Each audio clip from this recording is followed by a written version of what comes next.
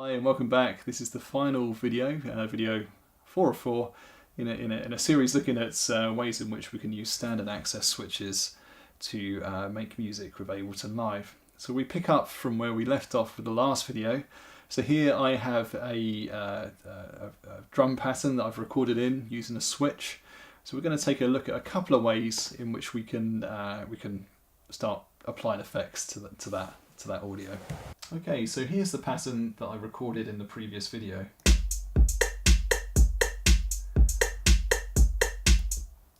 Now, in a standard live set, by default you have two send effects. So you have reverb on send A and delay on send B. And these sends can be found towards the bottom of the channel strip, really, I suppose.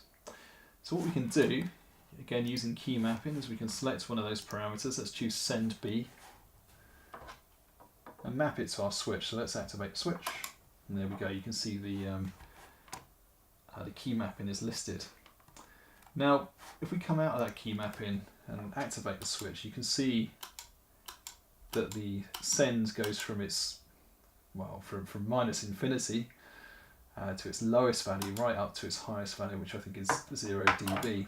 So if we listen to that, it sounds fine enough, but it might be perhaps a little bit too much delay, too much of the drum rack signal is being sent to the delay. Let's have a listen anyway.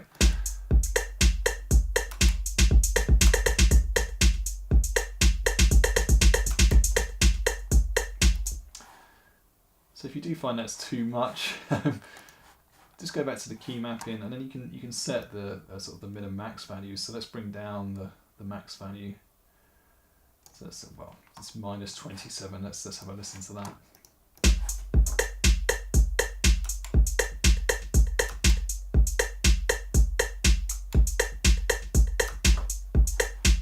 Great. So that's a bit subtler, and a similar approach can be used with any mappable parameter, really, any of these orange parameters that you see in any of the views in Ableton. Now what might be nice is to, I suppose, ramp a signal very gradually. So if you've got a version of Live Suite, then you'll also have some of these Max for Live devices. So what we want really is the envelope effects. Now I actually have two versions here, so I'm going to select the first one. And just to keep things nice and clear, I'm just going to delete this first track here. Great. And I'm going to create another clip, insert a note of middle C, and again, as I did in the first video, I'm going to make this quite long.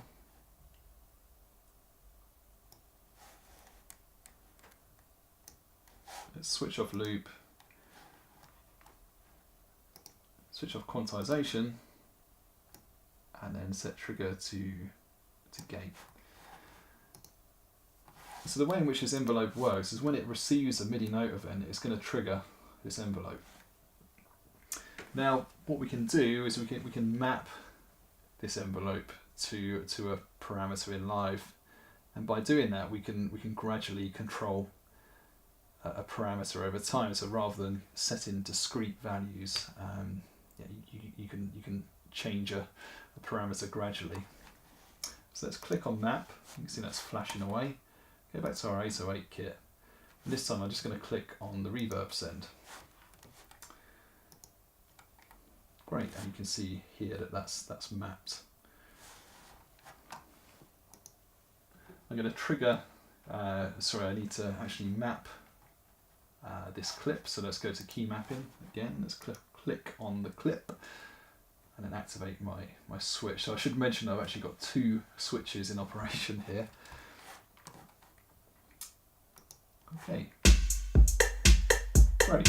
So you can see that when I trigger this particular clip, you can actually see a white dot which kind of represents the position in the envelope that you're currently at. So let's try this again. What I'm going to do is I'll probably increase the attack time, and if you watch this parameter here, you should see that gradually increase as the as the drum rack has been sent to the reverb. Okay, let's give this a go.